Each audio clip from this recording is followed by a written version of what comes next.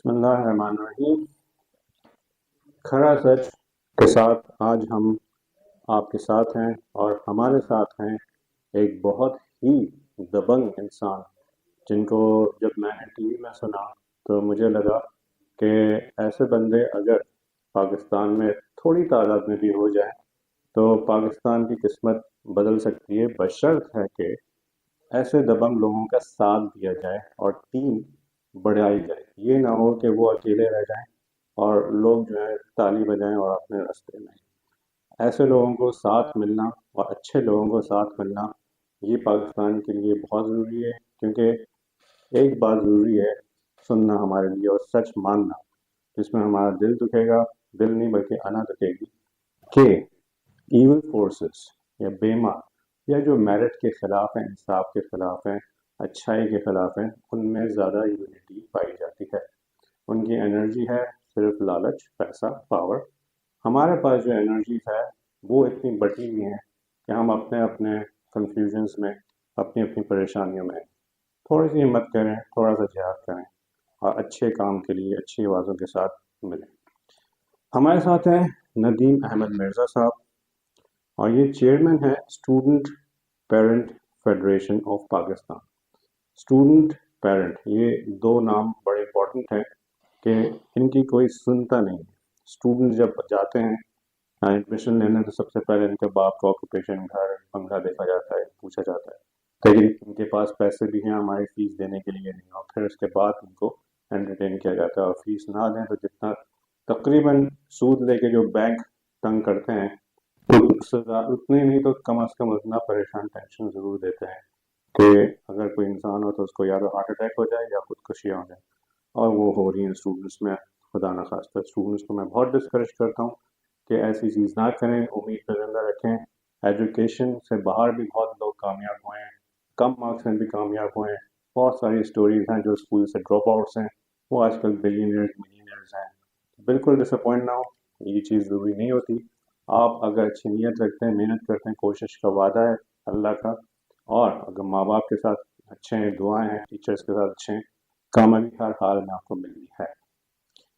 अब हम बात करेंगे सर से कि सर नदीम साहब, आप इस ओहदे में कैसे आए और आप किस तरह मोटिवेट होते हैं स्टूडेंट्स के लिए लड़ने के लिए, और आपको क्या चीज़ सबसे ज़्यादा तकलीफ देती है जिसमें आप हमें आगे बढ़ाना चाहिए।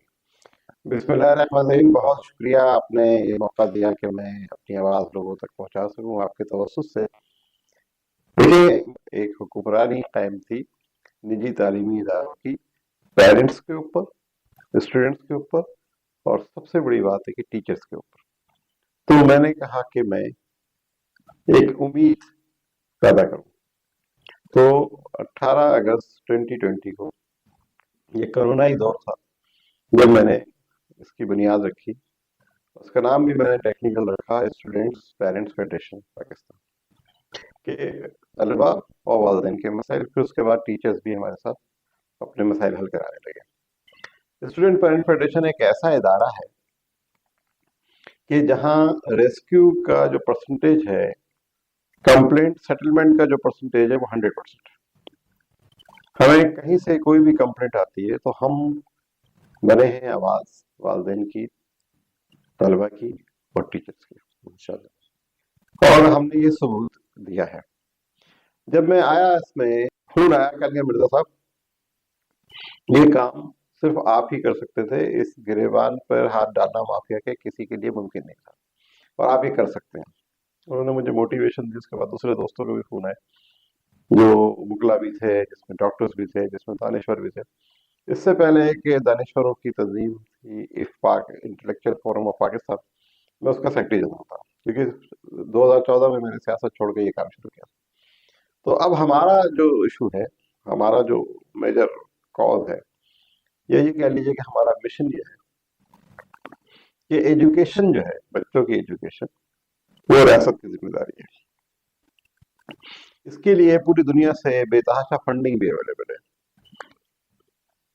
18वीं तरमीम में इन्होंने एक लॉ पास किया, 25A।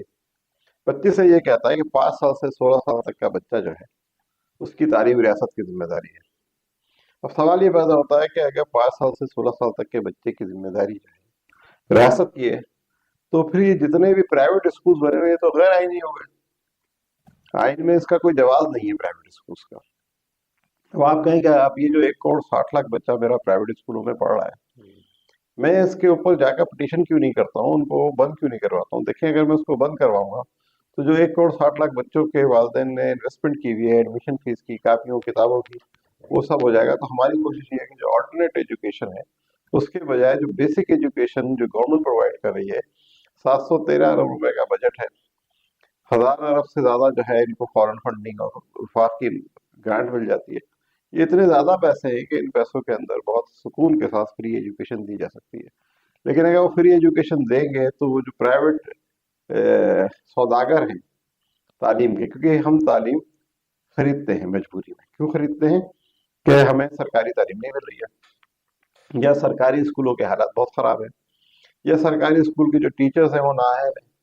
प्राइमरी के टीचर को प्राइमरी की स्पेलिंग नहीं आती, सेकेंडरी के टीचर को सेकेंडरी की स्पेलिंग नहीं आती।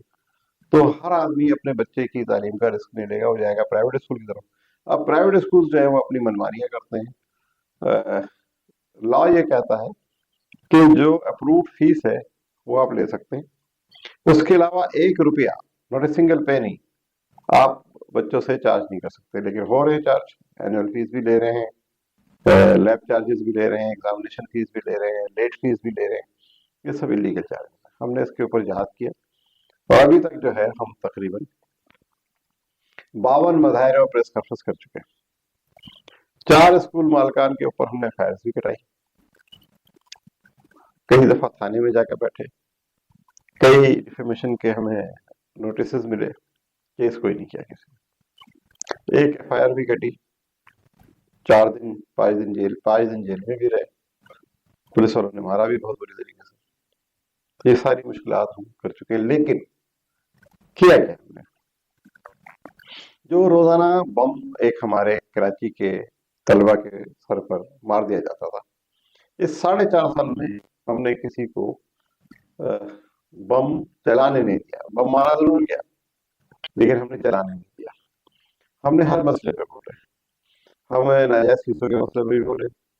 जब कोरोना आया, 18 महीने स्कूल बंद रहे, तो हमने नारा लगाया, नो स्कूल नो फीस। ये नारा इतना फेमस हुआ कि इंडिया, बांग्लादेश, टर्की, हर जगह नारा लगा। अच्छा। और टर्की में तो ये हुआ कि उन्होंने फरवरी से स्कूल बंद हुए थे, तो फरवरी, मार्च, अप्रैल और मई की, अप्रैल की 3 महीने की फीसें जो है वो वालिदैन को रिफंड कर दी। हमारा सबसे बड़ा माशरे का अलमिया ये है कि हमारे यहाँ हमने एजुकेशन अपनी बीवियों के हाथ में दे दी है, और वो अपने तौर पर डिसाइड करती हैं कि हमने कहाँ बच्चे का एडमिशन कराना है। और डिसाइड कैसे करती हैं? वो सीना gazette, fake comments social media पर आते हैं, भाई फला स्कूल बहुत अच्छा, फला स्कूल बहुत अच्छा, फला स्कूल बहुत अच्छा, और उसके बेसिस पर बच्चे का एडमिशन करा देती हैं, और एडमिशन कराने के बाद बेखबर हो जाती हैं। और ये बड़ी अफसोस की चीज़ है। इससे 3-4 पॉइंट जो निकलते हैं, उसी तरह मैं थोड़ी सी अवेयरनेस देने के बाद सवाल करूँगा कि तरबियत जो कि माँ बाप का था, एक ही इंसान था पाकिस्तान में, हकीम मोहम्मद सईद, जिसको अवेयरनेस थी कि एजुकेशन जिस मुल्क में ज़्यादा होती है वहाँ पर ज़्यादा तरक्की होती है। क्योंकि मैं इससे वाबस्ता रहा हूँ, मैंने पढ़ाया है, हकीम सईद के साथ मिला भी हूँ, मुझे बहुत अच्छी तरह जानते भी थे, और उनकी कब्र पे मैं हर दफ़ा जाते वक्त पढ़ता था, और मुझे एहसास होता था कि ये कितना बड़ा काम है, इसकी शहीद है और इसकी जन्नत कितनी बड़ी है। लेकिन उसके बाद अफसोस के उनकी लेगेसी किसी ने नहीं संभाली, और ये भी उसी तरह उन ख्वाबों की तरह उम्मीद है कि शहीद है, मरी नहीं है, कोई ना कोई ज़रूर ज़िंदा करेगा। तो तरबियत का जहाँ तक ताल्लुक़ है, अगर माँ बाप का फ़र्ज़ है तो माँ बाप क्यों नहीं करते? और फिर अगर स्कूलों को ये भी इतना ख्याल नहीं है कि माँ बाप को तरबियत का चांस है, तो ये आपने बड़ी ज़बरदस्त बात की कि पहले तो सुबह से शाम दोपहर तक बच्चा सर खपाए, डांटे सुने, फिर घर आए, खाना खा के फ़ौरन बहुत अच्छी बात है, मौलवी साहब से पढ़ लो, बहुत अच्छी बात है।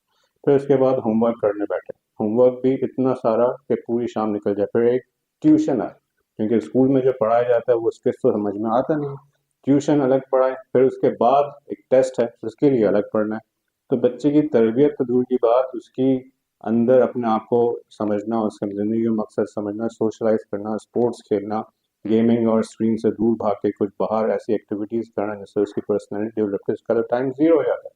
और ये पीछे वाला जो बोझ है जो आपने 10 किलो का बताया, उससे ज़्यादा बोझ सर पर है बच्चों के, इस वजह से क्योंकि उनको अपने लिए टाइम ही नहीं मिल रहा है इस चीज़ों के बाद। तो इस तरह, और माँओं की आपने बड़ी अच्छी बात की कि माँ, क्योंकि ज़्यादातर यहाँ पे एजुकेशन सिस्टम ऐसा है कि घर में रहती है, उनको बाहर की चीज़ पता नहीं होती, टीवी देख के ना सुन के वो स्कूल में एडमिशन करवा देती हैं। जो मर्द होता है वो जाके इन्वेस्टिगेट करता है, आपस में ग्रुप्स में बैठते हैं, कौन सा अच्छा स्कूल है, कौन सा बुरा स्कूल है। तो इसकी इन्वेस्टिगेशन बहुत ज़रूरी है कि कहाँ अपने बच्चे को डाल रहे हैं, और फिर मिल के यूनाइट होकर प्रेशर दे सकते हैं कि ये सिस्टम को सही करें। तो मैं बता ये रहा था कि पहले होती थी तालीम तरबियत। अब आपने जब तरबियत की बात की, आपने हकीम सईद साहब का हवाला दिया, तो मैंने जिंदगी में जो पहला आर्टिकल लिखा था वो हमदर्द के नौनिहाल में लिखा था, बच्चों का अखबार के नाम से। उनका बड़ा अच्छा विजन था, अल्लाह उनको जवाहिर रहमत की जगह दे। देखें, लॉ ये कहता है हमारा पाकिस्तानी लॉ कि बच्चे का 4 साल की उम्र से पहले एडमिशन नहीं होता, लेकिन ये 1960 का लॉ था। अब जो नया जमाना है वो ये कह रहा है कि बच्चे का 7 साल की उम्र से पहले स्कूल में एडमिशन नहीं होना चाहिए। क्यों नहीं होना चाहिए? कि ये 7 साल जो है वो उसके आईक्यू लेवल का फास्टेस्ट जमाना होता है। उसमें वो उठने बैठने की तरबियत देता है, रंगों की पहचान देता है, पौधों की पहचान देता है, फूलों की पहचान देता है, नंबर्स की पहचान देता है, करता है,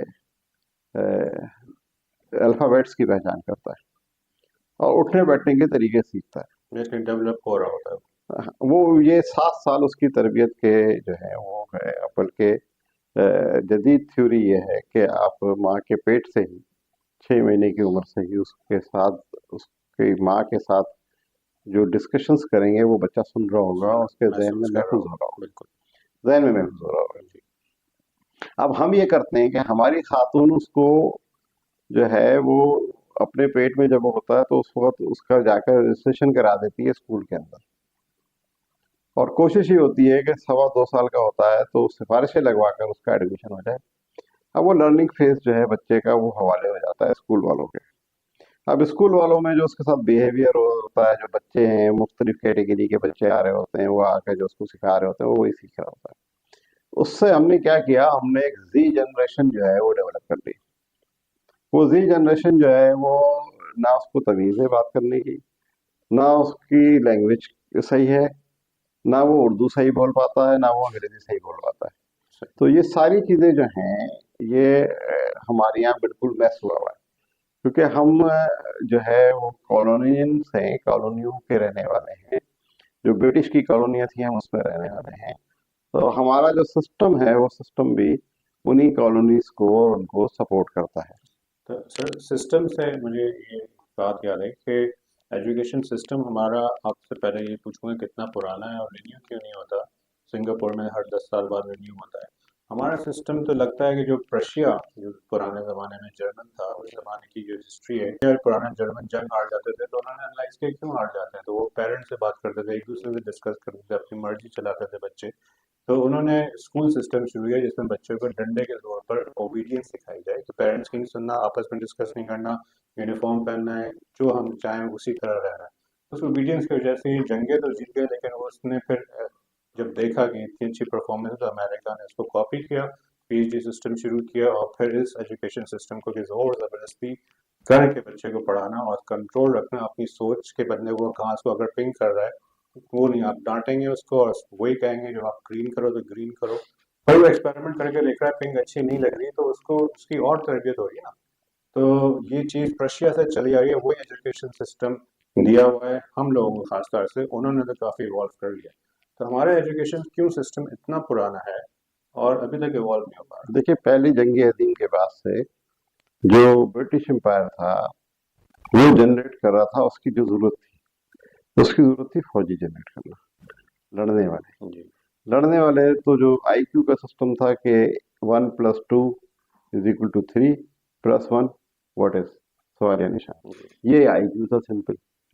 और क्योंकि कोई समझदार है, मैं पागल वगैरह तो नहीं है, इस वजह से वो उन्होंने सिस्टम डेवलप किया अपने, आईक्यू सिस्टम, एजुकेशन सिस्टम, कि इसको ये पढ़ाओ, उसको वो पढ़ाओ, यूनिफॉर्म में उसको स्कूल बुलाओ, यूनिफॉर्म में बुलाकर उसको डिसिप्लिन कराओ, ड्रिल कराओ, पीटी कराओ जिसे हम कहते हैं।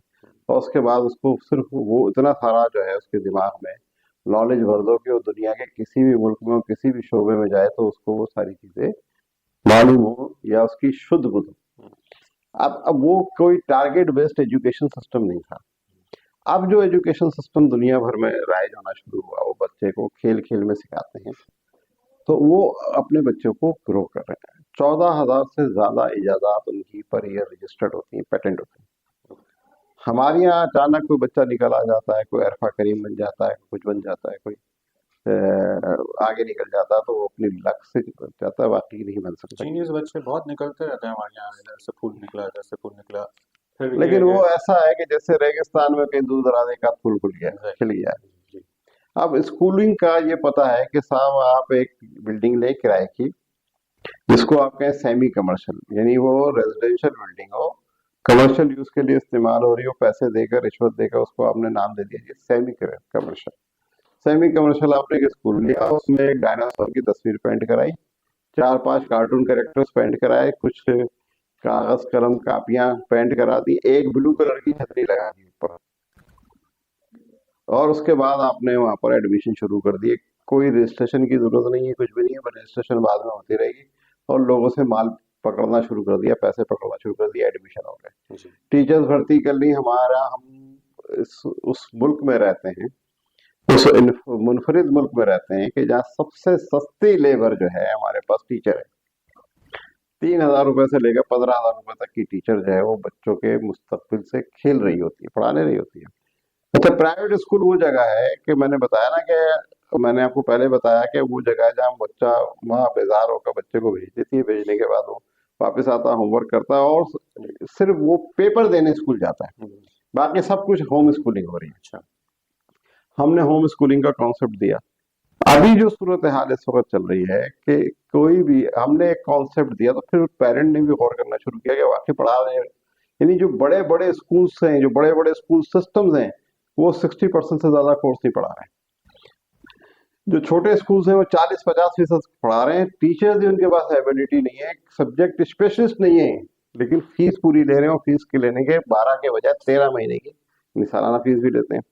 इसके अलावा ये ले आओ, वो ले आओ, 5-5 यूनिफॉर्म स्कूलों में राइज हो गए हैं। पीटी ड्रेस भी है, ये ड्रेस भी है, फला भी ड्रेस है, फिर उसके बाद यौम दिफा पर भी ड्रेस खरीदना है, और 14 अगस्त पर भी आपने ड्रेस खरीदना है, और आपने 23 मार्च को भी ड्रेस खरीदना है, कश्मीर डे पर भी ड्रेस खरीदना है, वो सारे ड्रेसेस भी बेच रहे हैं। तो ये दुकानें हैं, ये स्कूल्स नहीं है, क्योंकि हमने दी है अवेयरनेस लोगों को, हमने दी है आगही की मुहिम शुरू की है, लोगों को बताया है कि देखो आप अपने बच्चे के साथ जुल्म कर रहे हो, आप जो पैसे फेंक रहे हो ये मिट्टी में फेंक रहे हो, इससे कुछ भी नहीं फर्क पड़ा। अब आप ये देखिए कि कराची का अलमिया देखिए आप, हम 100 बच्चा जब पढ़ाने के लिए जाते हैं तो 13 साल की एजुकेशन पर ऑन एंड ऑफ हमारा एक बच्चे पर 15 लाख रुपए खर्च हो जाता है। 100 बच्चों के हो गए 15 करोड़ रुपए, उसमें से 20 बच्चा मेरा मैट्रिक में फेल हो जाता है, बाकी बच्चे 80 में से 53 बच्चा मेरा फर्स्ट ईयर में फेल हो जाता है, बाकी मेरे पास 27 बच्चा बचता है, और 27 बच्चों में से 10 बच्चों की जो परसेंटेज होती है 60 से नीचे होती है, बाकी 17 बच्चा बचता है। अब वो 17 बच्चा जो है वो डोमिसाइल के और उसके दूसरे दूसरे मसाइल से करके 7 बच्चा मैं पहुंचा रहा हूँ इंजीनियरिंग में और मेडिकल में, 15 करोड़ रुपए मैट्रिक तक, और 5 करोड़ यानी 20 करोड़ रुपए खर्च करके मैं 7 बच्चे को पहुंचा रहा हूँ इंजीनियरिंग में और मेडिकल में। अच्छा, अब इंजीनियरिंग और मेडिकल में भी जो आप कह रहे हैं कि जो इस वक्त एआई है, एआई के बाद आपके पास फिजिशियन का, डॉक्टर का जो किरदार है वो इंतहाई महदूद हो जाएगा। आप एआई पर लिखेंगे, अपने सिम्टम्स लिखेंगे, अपने पल्स रेट लिखेंगे, वो अगले 5 सेकंड में या 10 सेकंड में या 15 सेकंड में आपको प्रिस्क्रिप्शन दे देगा। सर रेडियोलॉजी एक फील्ड थी, वो खत्म हो गई अमेरिका में। मैंने अपने भतीजे को कहा था रेडियोलॉजी करो, क्योंकि मैं भी उसी मेडिसिन फील्ड में था, तो मैं भी रेडियोलॉजी के बारे में कर रहा था। तो वो मुझे कहते सर आप भाई आपने तो ये मुझे कहा था, अब मैं क्या करूँगा, वो एमबीए कर रहा है, क्योंकि रेडियोलॉजी है पूरा का पूरा। तो देखिए, अब एआई के बाद पहले ये कहते थे कि मेरा बेटा मेरा बेटी बेरोजगार है, अब ये नहीं कहेंगे, अब ये कहेंगे कि मेरा बेटा या मेरी बेटी नाकाबिले रोजगार है, क्योंकि उसके पास वो नॉलेज ही नहीं होगी कि वो काबिलियत कर सके। हम जा रहे हैं, अच्छा अब मैंने आपको बताया तालीम में नहीं तरबियत नहीं है, हम एक सिस्टम बनाने के लिए जा रहे हैं और आजकल हम दिन रात उस पर काम कर रहे हैं। वो सिस्टम हम लगा रहे हैं कि online hybrid system. Hybrid system के अंदर हम जो डिटेल्स है वो मैं नहीं बताऊंगा, क्योंकि जो तालीमी सौदागर हैं ये आइडियाज चोरी करके और उसको फिर अपने सिस्टम पर लागू करने की कोशिश करेंगे, वो उससे मनी जनरेशन और क्वालिटी भी नहीं होगी ना क्वालिटी भी नहीं होगी। हम इस वक्त जा रहे हैं एक एजुकेशन सिस्टम लेकर आने के लिए, और जिस दिन हमारा ये एजुकेशन सिस्टम आ गया, आप यकीन कीजिए कि ये जो स्कूलों की भी कैटेगरी है, एक जो सबसे बड़ी कैटेगरी है वो लूट मार स्कूल कहलाते हैं, जिनको वो कहते हैं बिजनेस स्कूल्स हैं, लेकिन वो लूट मार स्कूल्स हैं। याद उम्र 7 साल की उम्र के बाद हम उसको हायर एजुकेशन, जिसे हम हायर एजुकेशन या कहते हैं वो नहीं, हम उसे एजुकेशन की तरफ लेके जाएंगे, हम उसे डिजिटल की तरफ लेके जाएंगे, हम उसे रोबोटिक की तरफ लेके जाएंगे। तो वो कौन पढ़ा रहा है? कोई भी नहीं। अब वो पहले ग्राफिक डिजाइनिंग करने में पहले 2 साल लगते थे, अब आप एआई की मदद से 1 महीने में 2 महीने में ग्राफिक डिजाइनर बन जाते हैं। अब तो ग्राफिक डिजाइनर भी खत्म हो गया है, ऐसे आर्किटेक्ट भी खत्म हो जाएगा। तो आपने वो चीजें पढ़ानी है जो आगे काम आए। ठीक है, रोबोट ऑपरेशन करेगा, बेसिक चीजें कि रोबोट के ऊपर जो वर्किंग होगी कि वो कैसे ऑपरेशन करेगा, क्या करेगा, वो नॉलेज आपके पास होनी चाहिए।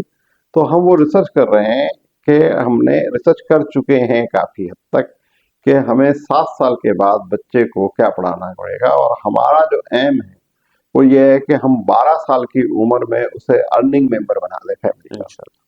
अच्छा, अब उसमें कहानी क्या है, अब हमारा क्या, हम कर क्या रहे हैं वो सुन लीजिए।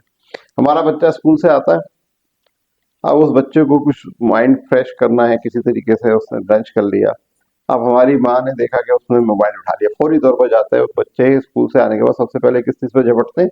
मोबाइल पर। मोबाइल उठा लिया, माँ ने देखा, उससे पढ़ा हुआ, उसने वीडियोस देखी हैं, उसने रील्स देखी हैं कि यार वो मोबाइल बच्चे के साथ ये करता है, ये करता है, ये करता है, वो करता है।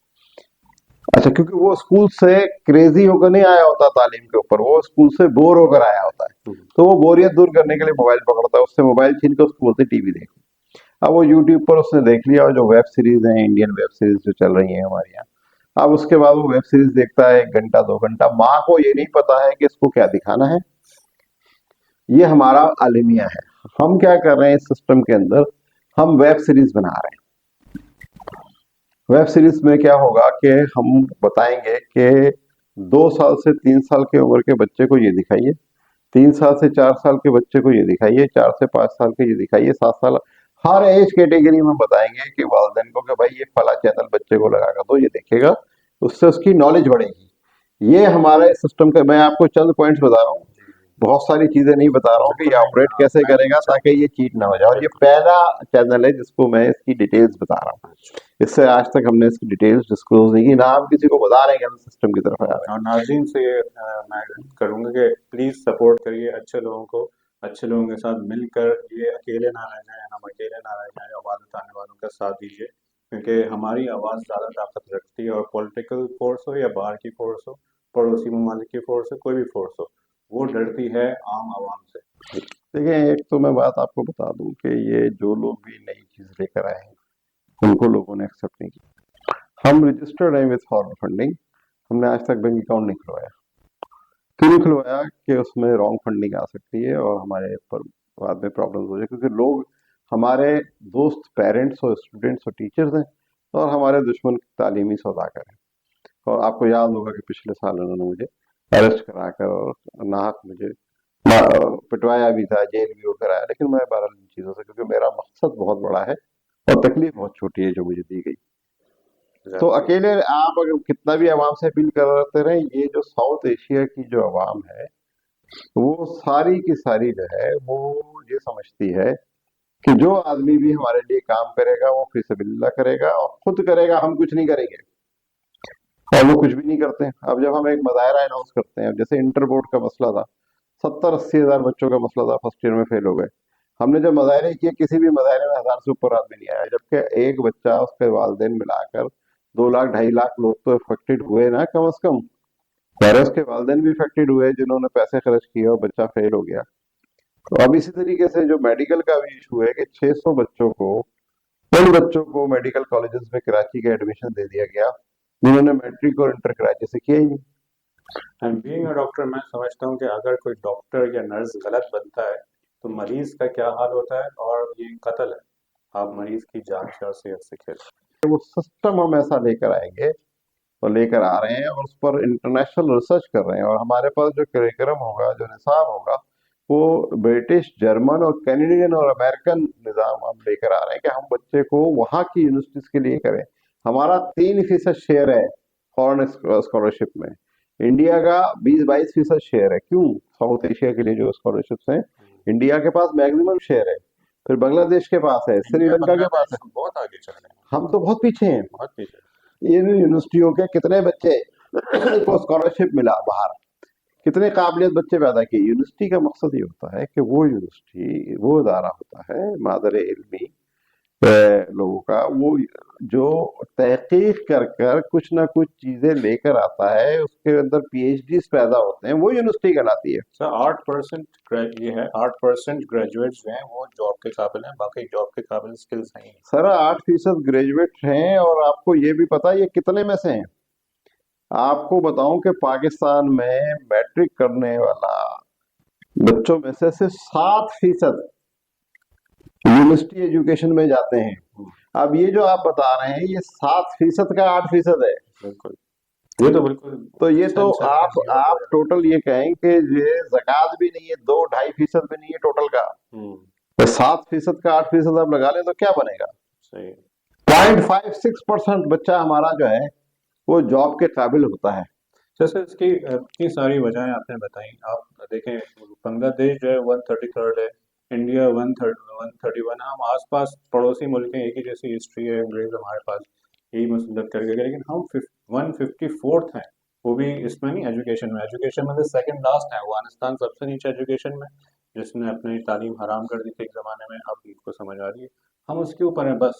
तो इन सारी चीज़ों का जो आपने इतनी सारी प्रॉब्लम्स बताई, इसमें कौन रोक रहा है? कि मुझे तो अंदाज़ा ये होता है कभी कभी, जैसे मैं कुछ इंस्टीट्यूट से ताल्लुक़ रहा है मेरा, तो बाहर की भी फोर्सेस हैं और ऐसी फोर्सेस हैं जो हमें नहीं चाहती कि हम अंदर आएँ और इसमें तरक्की करें। फॉर एग्जांपल, एक बड़ा मशहूर यहाँ मल्टीमीडिया स्कूल्स का खुला है, और वहाँ पे सब सिखाते हैं। मैंने उनसे जाके करिकुलम पूछा तो उनका अलग है, इंडिया का करिकुलम बिल्कुल अलग है, जो अमेरिकन स्टाइल का है। हमारे लिए बिल्कुल लो स्टैंडर्ड नीचे चीज़ रखी हुई है, ताकि हम मीडिया जैसी पावरफुल चीज़ में आगे ना निकल सकें।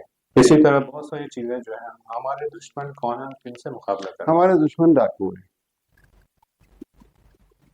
जो 25 खरब रुपए की डकैती कर रहे हैं सालाना एजुकेशन के नाम पे। ये डाकू हैं। जो चीज उन्होंने हमसे पढ़वानी होती है कि जिससे हम पीछे रह जाएं, वो हमारे पास भेज देते हैं। हमारे पास ACCA भेज देते हैं, हमारे पास फला चीज भेज देते हैं, क्योंकि भाई आप ये पढ़ाओ अपने बच्चों को। अच्छा, हम भी जो है वो पागल है। 4 क्लास फेलोज ने फैसला किया कि यार, किसी ने सुन लिया कि भाई ACCA करें, सब ACCA पे लग गए। मुझे आप फिगर बता दीजिए, मैं आपके नाज़रीन से भी कह रहा हूँ कि वो कितने बच्चे हैं पाकिस्तान में कि जिन्होंने 17 पेपर ACCA के पास किए। एक बच्चे का नाम बता दीजिए भाई, जिन्होंने पाकिस्तान में रहे। हाँ, ये जरूर है कि कुछ लोगों ने इंग्लैंड जाकर ACCA कंप्लीट किया है, किसी एक बच्चे ने ACCA कंप्लीट नहीं किया पाकिस्तान में रहते हुए। लेकिन हमने पैसे दिए, पॉन्ड्स के हिसाब से पेपर देने के पैसे दिए।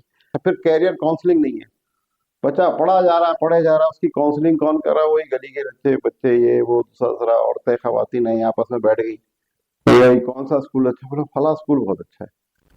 सब भेड़ चाल लग गई, उसने भी 4 कमेंट्स डलवा दिए कि मेरा बच्चा जा रहा है, बहुत अच्छी एजुकेशन है। वही एजुकेशन अच्छी है, एजुकेशन अच्छी है तो फिर 7% बच्चा मेडिकल और इंजीनियरिंग में क्यों जा रहा है? बाकी 93% बच्चा क्यों नहीं जा रहा? इसका मतलब कि कहीं फॉल्ट नीचे है हमारे। हम फॉल्ट तलाश करने के लिए परेशान हैं कि हम इंटर बोर्ड में, मैट्रिक बोर्ड में, फला बोर्ड में, फला जगह यूनिवर्सिटी में फॉल्ट तैयार करें, तलाश करें, नहीं होगा। फॉल्ट हमारी बेसिक एजुकेशन में है कि हम बेसिक एजुकेशन को दुरुस्त कर दें। अभी जो इंटर बोर्ड का मसला हुआ, उसमें फैक्ट फाइंडिंग कमेटियां बनी, 4 कमेटियां बनी। हमने उसमें 4-7 चीजें डायग्नोस की कि क्या क्या वजह है, क्या बच्चा है कि हमारा जो है बच्चा जाकर जो है 73 बच्चा मैट्रिक और फर्स्ट ईयर में फेल हो जाता है 100 में से। उसमें जो सबसे बड़ी वजह हमें समझ में आई कि जो मैट्रिक तक नाकिस तालीमी निज़ाम, उसके बाद फिर आपने जो गैस पेपर का सिस्टम दिया है, गैस पेपर या ट्यूशन सेंटर्स जो हैं वो काबिलियत तो पैदा नहीं कर रहे ना, वो तो लिमिटेड कोर्स पढ़ा रहे हैं। तो नाकिस तालीमी सिस्टम जो है वो ट्यूशन सेंटर्स का, नाकिस तालीमी सिस्टम स्कूल्स का, नाकिस तालीम सिस्टम कॉलेज का, जो सिलेबस है उसकी बुक्स नहीं मिलती हैं, टेक्स्ट बुक्स नहीं मिलती हैं, वो सिस्टम है। फिर उसमें एक और बात भी है कि जो पेपर्स हैं वो वही सिंध में कोई और पेपर बनाया जाता है, इतना आसान होता है, और कराची के बच्चों के लिए मुश्किल तरीन पेपर बनाया जाता है। पांचवी वजह से ये बात भी। छठी ये है कि असेसमेंट गलत होती है, हार्ड असेसमेंट होती है, गलत नहीं हार्ड असेसमेंट होती है। सख्ती से ज्यादा 8 में से 10 में से 8 नंबर देने जरूर पड़ते हैं, वहाँ 6 नंबर दिए जाते हैं। तो ये सारी चीजें, और अगर कोई और वजह भी हो सकती है तो वो ये वजह हो सकती है कि हम कराची के बच्चों को तालीम से दूर रखना चाहते हैं। तो अभी हमने एक तहरीक शुरू की है, उसका नाम है कराची को पढ़ने दो। कराची को पढ़ने दो, और हमने इंडिकेट किया है कि फला फला जगह 22 हमने पॉइंट्स हैं, वो भी हमने पब्लिक नहीं किया है, इंशाल्लाह 1-2 दिन में करेंगे, क्योंकि हम जा रहे हैं कराची एजुकेशन कॉन्फ्रेंस बुलाने के लिए। पहले फेज में सरकारी तालीम, सरकारी लोग, सरकारी इदारे जो उसमें इन्वॉल्व हैं, सिंध एजुकेशन फाउंडेशन है, डायरेक्टेड कॉलेजेस है, डायरेक्टेड स्कूल्स है, आपका बोर्ड्स के चेयरमैन हैं, यूनिवर्सिटी के वाइस चांसलर है, सरकारी यूनिवर्सिटियों के, इन सबको, इन 35-36 आदमियों को एक जगह जमा कर हम पूछ रहे हैं, और हम जो चीज देने जा रहे हैं उसका हमने नाम रखा है मिसाक़े कराची, मिसाक़े तालीम। सबसे एक और बड़ा अलमिया है कि हमारे यहाँ टीचर ट्रेनिंग स्कूल्स नहीं है, टीचर ट्रेनिंग बिल्कुल नहीं, टीचर ट्रेनिंग का कोई निज़ाम नहीं है।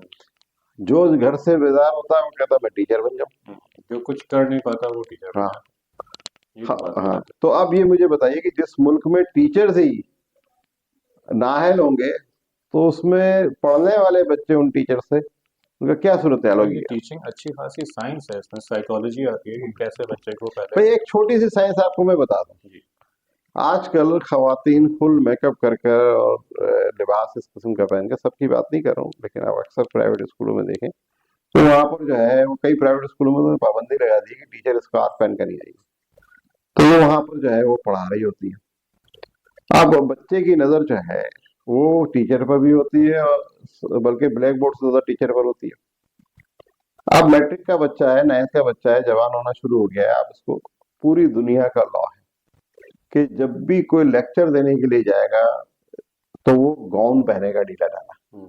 टीचर्स का लिबास है, जैसे जजेस का है, वकीलों का है, तो ऐसे टीचर्स का है।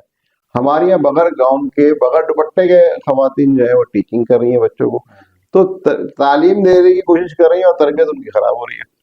तो ये सिस्टम, बेसिक सिस्टम जो है ना उसको दुरुस्त करना कोई सीरियस नहीं है, रूल्स बने हुए हैं अच्छे, डेवलपमेंट से हम कॉपी पेस्ट कर सकते हैं, रूल्स है, लेकिन रूल्स को इम्प्लीमेंट जो हमारा डायरेक्टेड प्राइवेट इंस्टीट्यूशन है सिंध का, वो जो है रेगुलेटर कहलाता है, वो रेगुलेटर नहीं है, वो फैसिलिटेटर है कि how to make the loot system कैसे बनाए। उस लूट सिस्टम में जो है वो आप देखिए 5% फीस इंक्रीज करने का सिंध में कानून है, धड़ाधड़ 20-25-30%, पिछले 3 साल में 4 साल में 100% फीस इंक्रीज हो गई, कोई उनको पूछने वाला नहीं है। मैं फिर से कहूँगा कि जो यहाँ पे फिलंथ्रोपिस्ट हैं, जो कि अल्लाह ने जिनको बहुत दिया है, वो एजुकेशन को समझे, क्योंकि गवर्नमेंट एजुकेशन को समझना तो दूर की बात पीछे कर रही है, और जितनी भी हमारे यहाँ आती है, तो मैं चाहूँगा कि प्लीज़ हमारे अगर दिल मिले हुए हैं तो उनको मिला दें, क्योंकि जिन लोगों के इवन दिमाग मिले हुए हैं वो बहुत ताकतवर हो गए।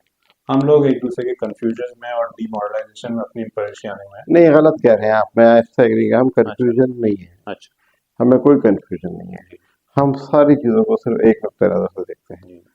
कौम गई कहीं भी, मैं कोई जुमला ऐसा सख्त इस्तेमाल नहीं करना चाहता, हमारा जो मोटिव है खासतौर पर 1988 के बाद कि हाउ टू मेक मनी, हम हर चीज पर माशी पहलू तलाश करते हैं, खिदमत का पहलू हमारे पास से माइनस हो चुका है, और उसकी वजह से आहिस्ता आहिस्ता आहिस्ता आहिस्ता 88 से लेकर अभी तक इन 37 सालों के अंदर टेक ओवर कर लिया है इस माइंडसेट ने कि कौन सा काम करूंगा जिससे मुझे बहुत सारे पैसे मिल जाए। सर जिनके पास रोटी कपड़ा मकान ही नहीं है वो तो काम नहीं करने के काबिल है ना सोचने के काबिल है ज़्यादातर। हमने उनको काम करने के काबिल ही नहीं रखा ना। हमने जैसे मैंने देखिए मैं बताऊं, मेरी एक बेटी ने जो है वो एशिया की पहली बेटी है, पहली बच्ची है कि जो नासा से पीएचडी कर रही है। मैंने अपने बच्चों को पढ़ाया। मेरी एक बेटी ने जो है वो मोरेनागा मिल्क में काम करती है। मेरा एक बेटा जो है वो दुबई में बिजनेस करता है। मेरी एक बेटी फिजियोथेरापिस्ट है अबू धाबी में। तो मैंने उनकी 6 साल की छठी क्लास से उनकी मैंने काउंसलिंग की, उनको बताया। जैसे जब वो 9th में थी, बरीरा नदीम मिर्जा नाम है उसका, आप चाहे तो गूगल पर सर्च कर सकते हैं। यंग साइंटिस्ट है नासा की, 2 पीएचडी वो नासा से कर रही है और एक पीएचडी के लिए उसको बुक किया है 3 साल के लिए कैम्ब्रिज में। पहले 5 साल नासा के साथ करेगी, फिर 3 साल उनके साथ। माशाल्लाह, ये भी बताइएगा कैसी तरबियत कैसी की आपने? हुआ ये कि 9वीं क्लास में जब वो थी तो उससे मुझे आके पूछा कि पापा मैंने क्या बनना है। तो मैंने उसको छठी क्लास से डिबेट, मैं खुद डिबेटर था तो उसको डिबेट करने के ऊपर लगाया हुआ था, और डिबेट भी इंग्लिश डिबेट करती थी, और एक एवरेज स्कूल में पढ़ती थी, कस्टम पब्लिक स्कूल में। कुछ बहुत ज्यादा अच्छा स्कूल नहीं था लेकिन बहुत ज्यादा बुरा स्कूल भी नहीं था, तो एवरेज स्कूल। उसने कहा कि पापा मुझे क्या करना चाहिए, मैं 9th में आया तो मुझे क्या सब्जेक्ट लेना चाहिए। तो उसको दिन एक रोजनामा जंग के फ्रंट पेज पे मैगजीन के अंदर एक वो छपा था आर्टिकल कि आने वाली जंगें जो हैं वो होंगी पानी पे। तो मैंने कहा तुम हाइड्रोलॉजी की तरफ जाओ। उसने वो दिमाग में अपने बना लिया। उसने फिर एनईडी से बीई किया 2018 में। उसके बाद जब उसको स्कॉलरशिप मिला, वॉशिंगटन यूनिवर्सिटी गई, तो वहां पर भी उसने जो है वो हाइड्रोलॉजी चूज किया, और करने के बाद एमएस किया हाइड्रोलॉजी में। और हाइड्रोलॉजी में एमएस का, तो पानी की इस वक्त सबसे ज्यादा पढ़ी लिखी माहिर जो है माशाल्लाह वो मेरी साहबजादी है। आपने बच्चों को पाकिस्तान साथ, को ऐसे लोगों की कदर करने की तौफीक दे, यही कहूँगा।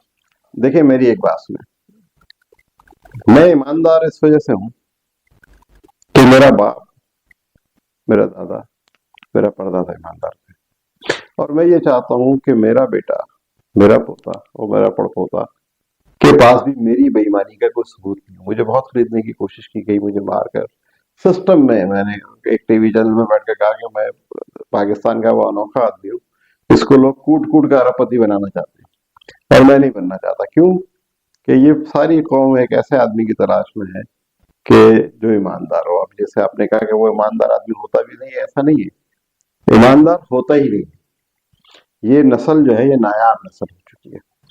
बहुत कम लोग ऐसे होते हैं जिनको ईमानदारी का हैजा होता है। ठीक है, हम शायद उन चंद लोगों में से हैं।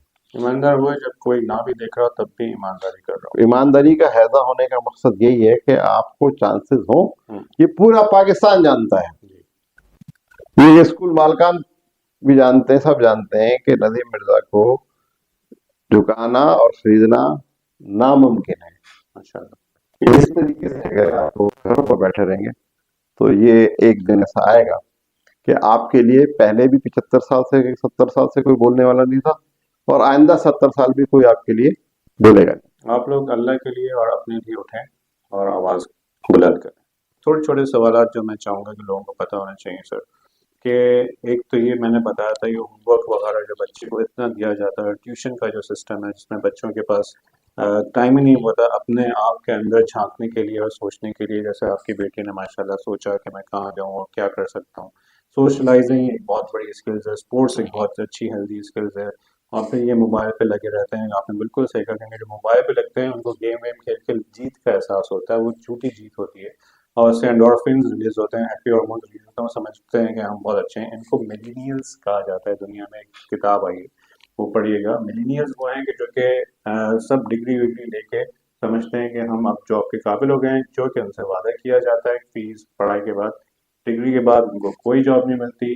जैसे हमने बताया 8% सिर्फ इस काबिल है पाकिस्तान में कि जॉब पा सकते हैं ग्रेजुएशन के बाद, वादे के बाद। तो इस मामले में क्या किया जाए कि बच्चे को होमवर्क कम दिया जाए, जिम्मेदारी होमवर्क की वहाँ पर हो स्कूल में, ट्यूशन व्यूशन की कोई ऐसी चीज़ ना हो। बहुत बुरा पढ़ाया जाता है, फिर वही टीचर्स घर में आके ट्यूशन के पैसे बटोरते हैं, और घर में उसको अपने लिए टाइम दिया जाए। देखिए मिलीनियन की मैं डेफिनेशन आपको बता चुका हूँ कि अब आने वाले वक्त में मैक्सिमम तादाद में लीनियंसी होगी वो कि जिनको मैंने जैसे बताया कि आपका बेटा या बेटी नौकरी के काबिल ही नहीं है, ना काबिल नौकरी है। हमने क्या करना है, हमने ये करना है कि बच्चे की खुद तरबियत कीजिए। 7 साल की उम्र तक बच्चे को स्कूल ना भेजिए, उसकी खुद तरबियत कीजिए।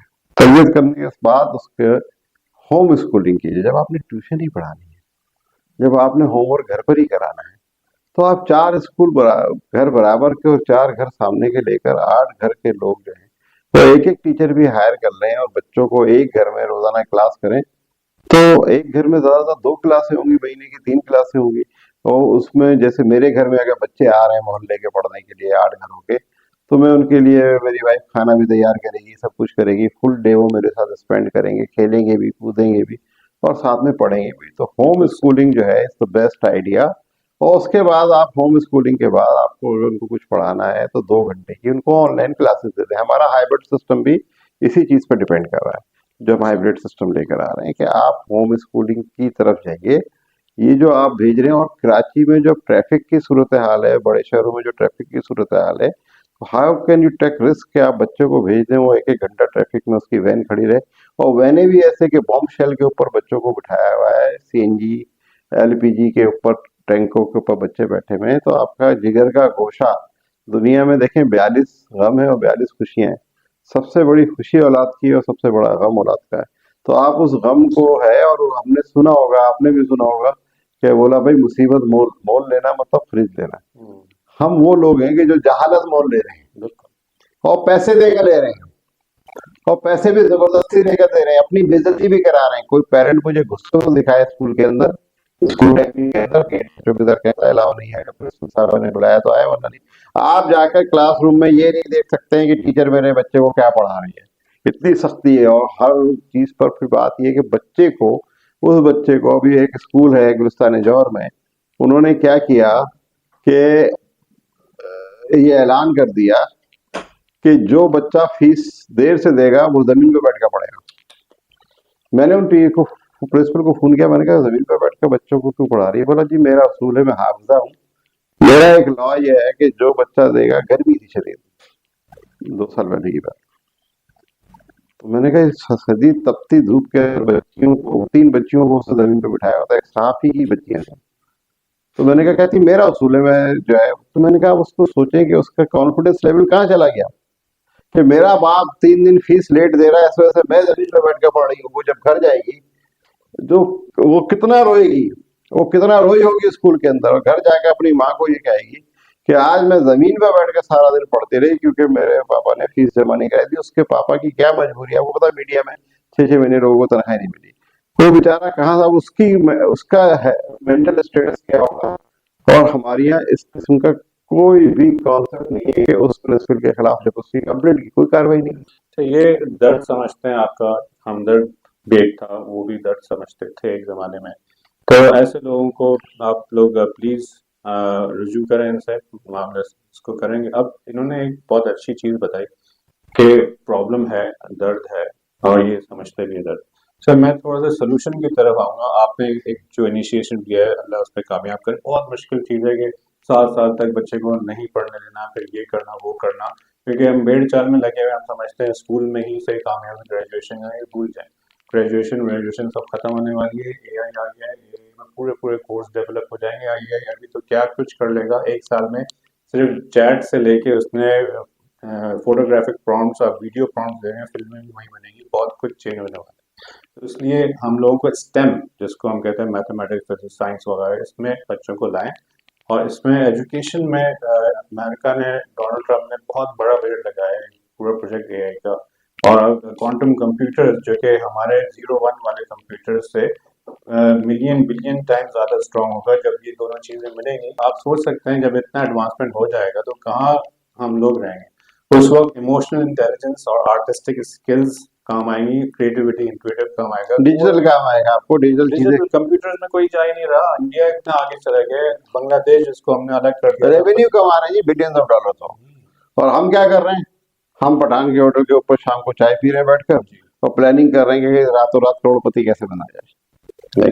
और यही हमारे वालिदैन का हाल है और यही हमारे बच्चों का हाल है कि हम एजुकेशन से हमें डेलिबरेटली जानबूझकर दूर किया जा रहा है। जी, अब मुझे चाहिए हल, और इसका हल इन्होंने निकाल दिया है, और इसका हल का जो असल इंग्रेडिएंट है वो आम आवाम है। जब तक वो अपने आप की जिम्मेदारी नहीं लेगी और यही सोचते रहेगी कि जॉब मिल जाएगी, ग्रेजुएशन हो जाएगा, तो अपनी जमा पूंजी जो आपने खून पसीने की बच्चे की एजुकेशन में लगाई है वो भी ज़ाया होगी, बच्चे का कॉन्फिडेंस भी गिरेगा, और उसके फ्यूचर में और उसके आने देखिए, एक और वाले बात मैं इंडिकेट करना चाहता हूँ कि 40,000 सीटें सिंध स्टेट है के पास, सिंध टेक्निकल वोकेशनल वालों के पास, और 40,000 सीटें जो टेक्निकल एजुकेशन की है उसमें से 25,000 सीटें खाली हैं। वो फ्री पढ़ा रहे हैं।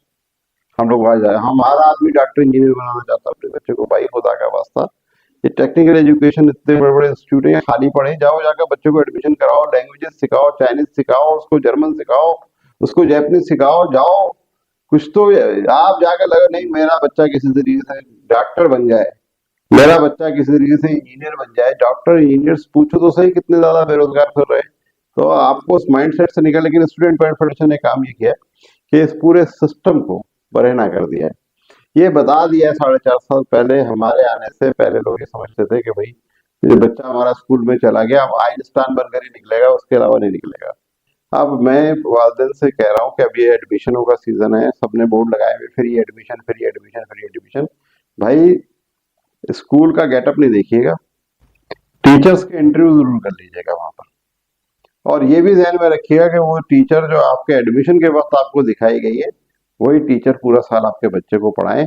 और दूसरी बात, सबसे अहम बात में, जो एडमिशन के वक्त, क्योंकि एडमिशन का सीजन शुरू हो गया, अब मैक्सिमम स्कूल जो है वो एग्जामिनेशन ले चुके हैं, अब पूरा रमजान जो है वो ये एडमिशन्स करेंगे। तो मैं आपसे ये अर्ज कर रहा हूँ कि आप एक MOU स्कूल वालों के साथ जरूर साइन करें, और MOU साइन किए बगैर अपने बच्चे को, वरना जो एक्स्ट्रा पैसे हैं वो लेंगे और ये क्या कर लेंगे कि हमारे लॉ है, और आपने जो एडमिशन के पेपर साइन कर रहे हैं उसको पढ़कर साइन करें।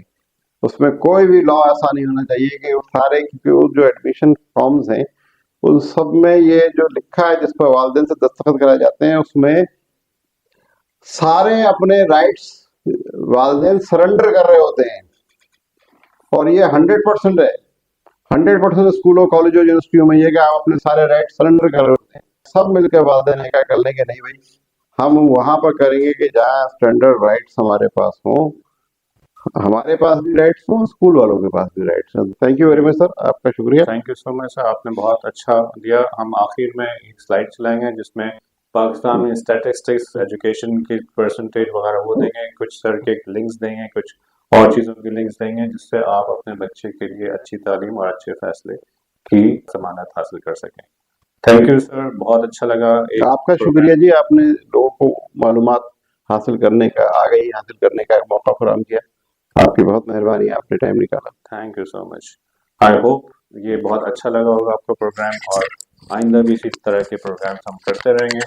डॉक्टर मोहम्मद अदनान अकरम और नदीम साहब को इजाज़त दीजिए। नदीम मिर्ज़ा साहब बहुत शुक्रिया, इंशाल्लाह कभी और मुलाकात होगी। Thank you.